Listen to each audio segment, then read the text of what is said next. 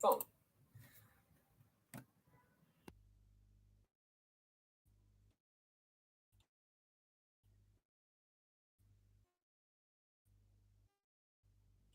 But there's some people who prefer physical copies and rely. I'm a programmer, so I keep my favorite recipes organized in an app on my phone. But there's some people who prefer physical copies and rely on paper for keeping the recipes organized.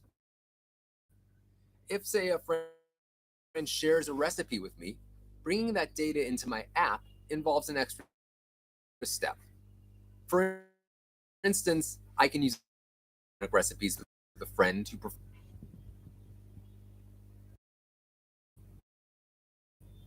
in and out of a process is common in many situations, including programming. Simple programs can be a basic set of steps that accomplish a set task every time they run.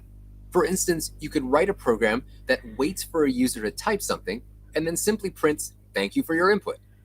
But our programs become much more interesting and useful when they can accept different kinds of data and then provide results based on that data. In programming, we talk about depending on the program. For instance, a program that plays music can take a stream of digitally encoded music created by a data scientist might take a formatted set of data collected in a scientific study as its input. A program can do all sorts of things with data. For instance, if you like a lot of bass in your music, most music programs will let you adjust the specific audio levels to exactly where you figure identify and report the peak times that people visit. When the program stream music data to be played on speakers, to be shared and analyzed further.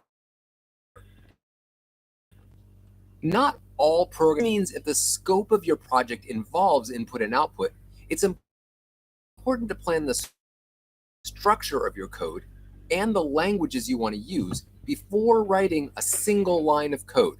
By choosing your tools and making a plan, you can build programs that can access information, work with it, and make it available when they're done.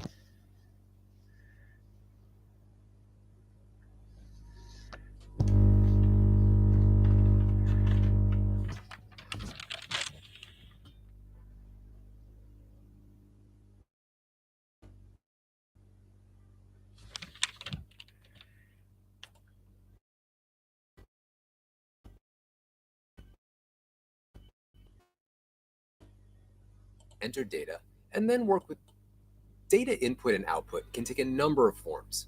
At its most basic, a program.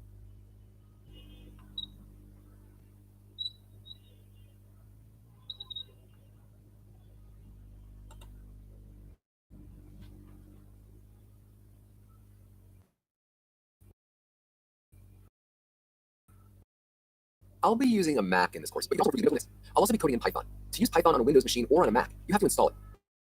I'm using Python for.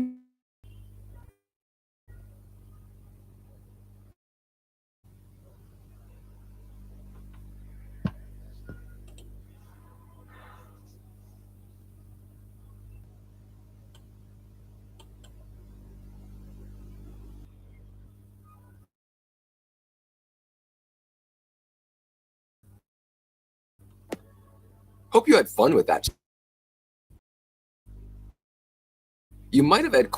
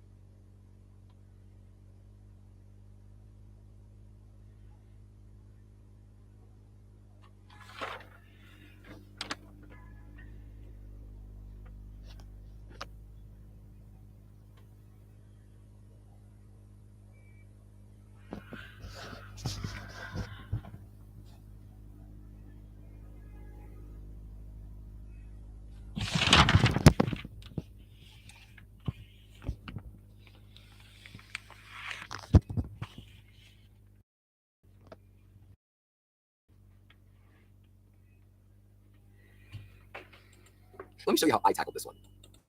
My start file has two sets of variables. Let's start with the first set, the 4 stars nearest to Earth.